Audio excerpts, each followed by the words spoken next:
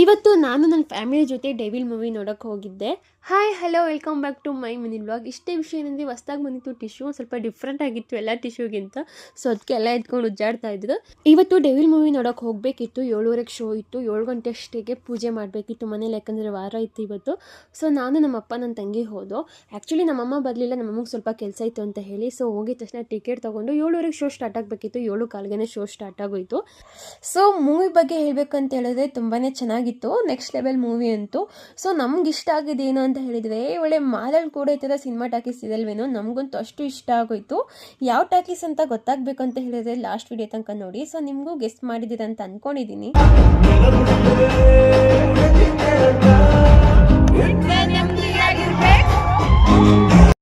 So finally movie ನೋಡಾಯಿತು. ನಮ್ಮ family ತುಂಬ ದಿನದಿಂದ ಅನ್ಕೋತಾ ಇದ್ದೋ ನೋಡಬೇಕು ಅಂತ ಹೇಳಿ.